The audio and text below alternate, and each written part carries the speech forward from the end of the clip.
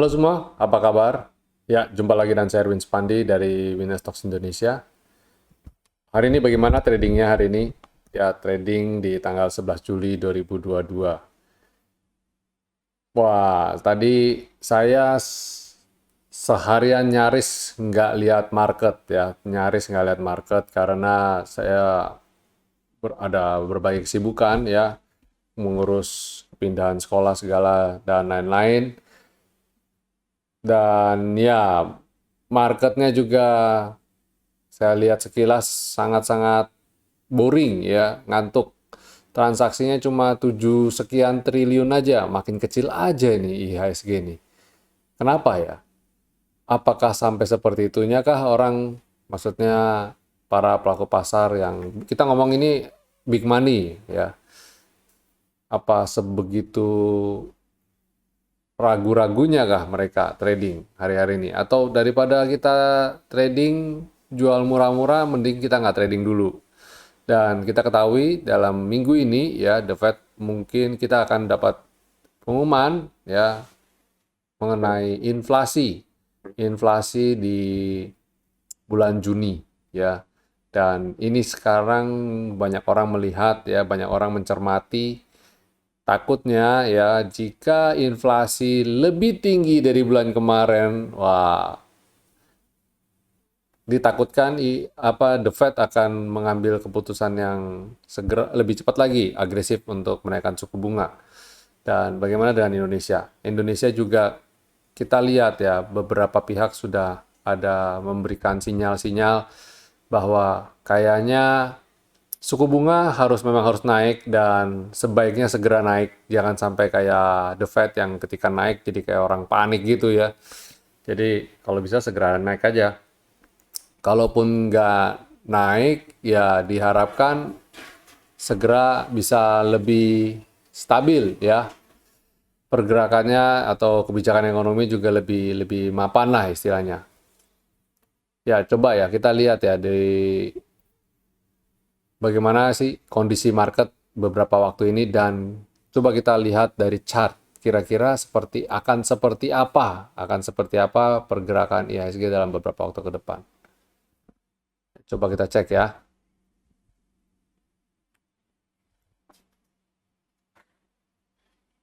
Nah, IHSG hari ini nggak mampu naik lagi kembali ke atas selendang. Yang mana kalau kita lihat kondisi seperti ini sih membuat membuat saya jadi ragu-ragu ya dengan kondisi pergerakan IHSG.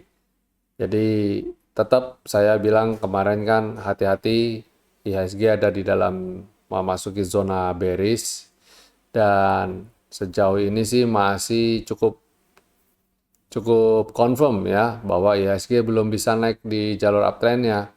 Jadi kita hati-hati aja dalam beberapa waktu ke depan tradingnya. Saya lihat cenderung trading itu trading pendek dan lebih untuk trading saham-saham lapis 2 atau lapis 3 bahkan ya. Dan gunakan portofolio dana yang kita batasi, kita kurangi dulu ya, jangan agresif dulu. Dan beberapa waktu ini kayak sentimen sedikit aja udah bikin ARB ya, kayak gudang garam gitu kamdet langsung ARB. Terus ada beberapa emiten yang kalau koreksi mainnya ARB ya, memanfaatkan market yang panik untuk bagi sebagian orang untuk memanfaatkan dalam kesempatan dalam kesempitan, bisa nggak? Bisa juga, makanya kita hati-hati ya. Pergerakan saham-saham ini sangat-sangat volatile. Terus bagaimana cara tradingnya? Ya silakan Bapak Ibu nonton video-video saya sebelumnya. Kita sudah ulas, kita sudah ungkit bagaimana sih kita trading di saat-saat market yang seperti ini dan bagaimana cara untuk terhindar dari ya pergerakan yang kita akhirnya jadi panik juga, ikut-ikutan panik ya. Kayak gini tuh trading tuh nggak boleh panik ya, cenderung harus tetap tenang ya, makanya tetap pilih-pilih sahamnya. Kalau bisa jangan terpancing atau ikutan FOMO saham-saham lapis 3 yang sekali terbang sekali pergerakannya main terbang-terbang gitu ya. Kita tetap buy on weakness di beberapa emiten yang valuasinya juga masih bagus. Dan ya, kita udah rekomendasikan juga kok beberapa, dan ini juga akan ada rekomendasi lagi untuk perdagangan besok tanggal 12 Juli 2022. Oke, ya, kita seperti Bapak Ibu lihat, IHSG 7,37 triliun, kecil banget, dan transaksinya dalam 20 hari terakhir semakin turun aja, dari 16 triliun, sekarang juga cuma tinggal 11 triliun.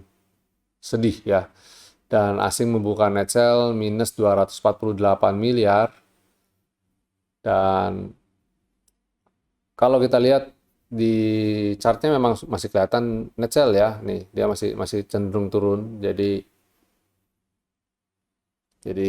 ya stay away dulu sementara waktu nih. Oke. Sama emiten-emiten yang market cap-nya cukup besar karena asing cenderung jualan. Walau begitu, manfaatin lah untuk masuk bertahap, buy on weakness juga saya lihat masih oke ya. Oke, ini composite, terus bagaimana dengan sektoralnya kita coba cek. IDX Basic. IDX Basic malah oke nih ya, tanda-tanda rebound. Transaksi juga semakin membaik. Coba kita lihat beberapa waktu ke depan. Selain IDX Basic, ada IDX, sebentar, Consumer Cyclicals, yang juga slow but sure, pelan-pelan mulai naik juga. Terus energi, nah ini mencoba bertahan di garis support, walaupun saya lihat kelihatannya ini sebenarnya memang harus turun ya, untuk supaya harga inflasi juga mereda, ini harus turun. Terus sektor finance, ya sektor finance masih mencoba untuk naik ya, walaupun gitu saya lihat dia mulai ketahan ya. Jadi besok harus bisa naik nih. Kalau besok nggak bisa naik, dia cenderung kecenderungan koreksi cukup besar ya. Bisa lanjut koreksi lagi. Sektor healthcare bagaimana? Wow. Ini yang termasuk anti badai ini ya.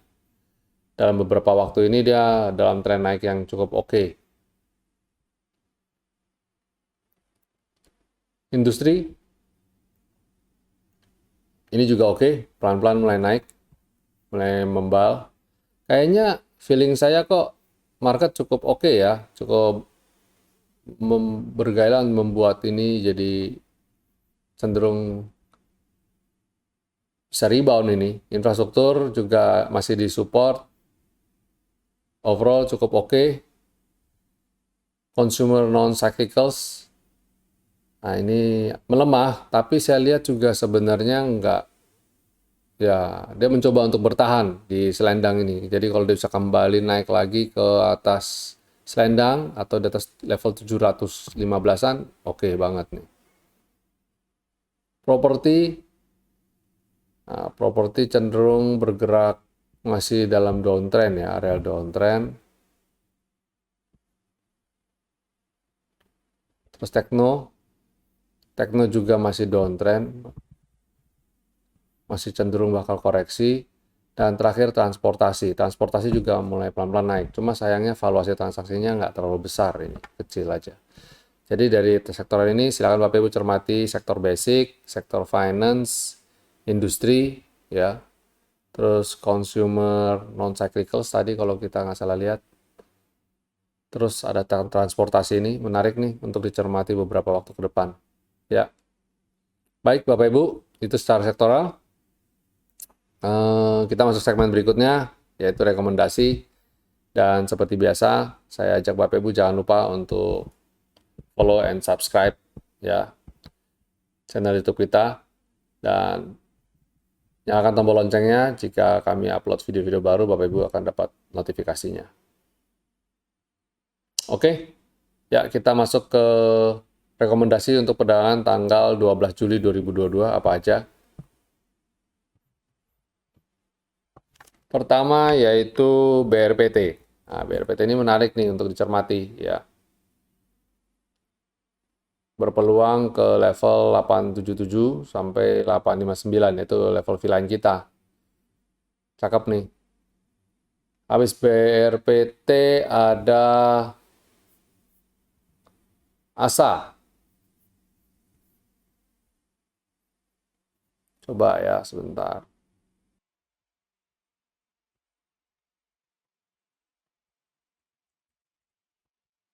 ASA juga pelan-pelan udah mulai naik ya.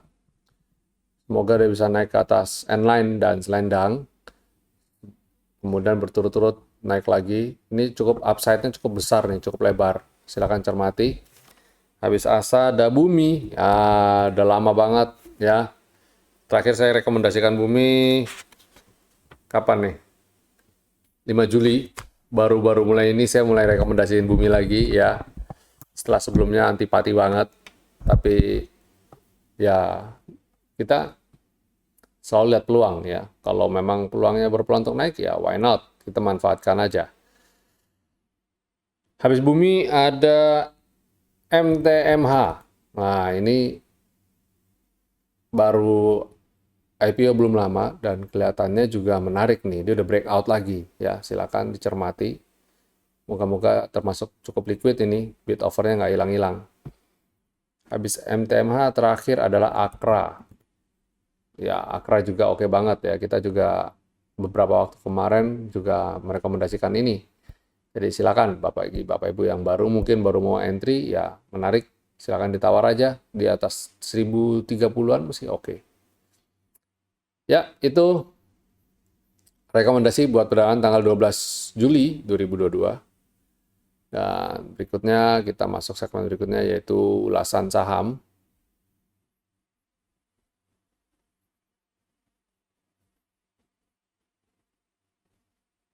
Apa ini yang bisa diulas nih?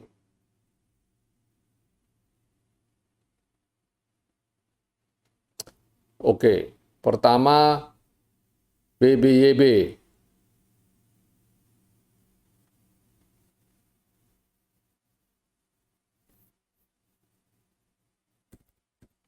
Sebenarnya saya mau rekomendasiin ini, cuma sayangnya saya agak khawatir ya. Dia kena skyline dia rontok lagi. Soalnya ini ada gap di sini ya. Ini ada gap. Tapi kalau mau icip-icip silakan ya. Kalau mau icip-icip silakan. Sorry. Ini ada gap di sini.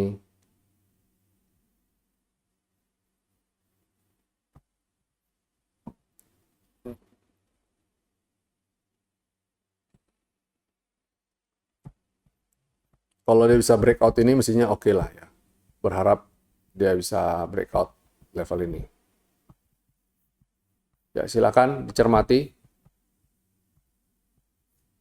Tadi pertanyaannya apa sih di BBYB ini?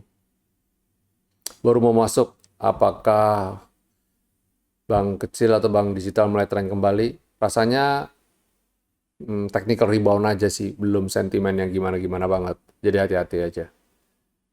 Oke. Terus BMRI 7994, cut loss sekarang atau tunggu minus 10%?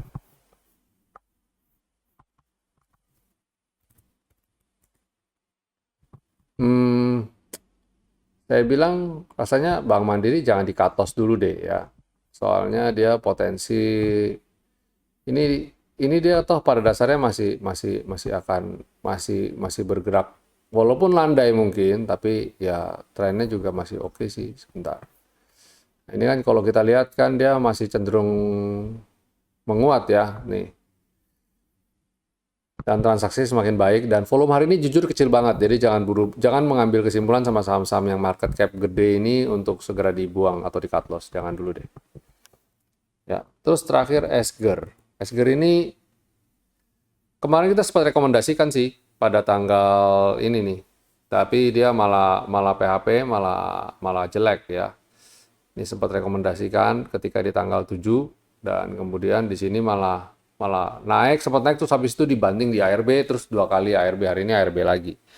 Ya moga-moga segera rebound. BEPS ini masih mendingan lah. Coba compare to BEPS. Nah, BEPS ini kan juga kemarin sempat ARB jebret. Nah, terus dia rebound. Nah, ketika dia rebound ini ya oke ya, tapi tidak serta-merta membuat ini jadi baik. Bisa saja dia turun lagi ya. Apalagi di level ini dia cukup kayaknya bakal dia cukup ditahan. Jadi ketika dia ARB ini dimanfaatin tuh sama orang-orang atau bandar untuk ngambil barang di market. Nah, terus kemudian dia naik lagi. Tapi apakah ini udah valid? Belum tentu. Jangan-jangan di sini mereka jualan dulu, nanti dibanting lagi. Jadi sebaiknya skip dulu ya, stay away dulu nih. Sama-sama yang kayak gini. Jadi kita eh, ya trading terbatas dulu aja ya. Jangan terlalu terburu nafsu. Moga-moga Esker dalam waktu dekat bisa segera rebound ya. Kita coba moga-moga besok dia bisa mantul dari garis skyline ini. Baik, itu dulu ya. Itu dulu kita punya market review dan rekomendasi saham untuk perdagangan tanggal 12 Juli 2022. Semoga apa yang kita bagikan bisa berguna, bermanfaat, dan bisa jadi insight yang baik buat Bapak Ibu untuk trading esok hari. Sampai jumpa semuanya. Stay safe, stay healthy, and God bless you all.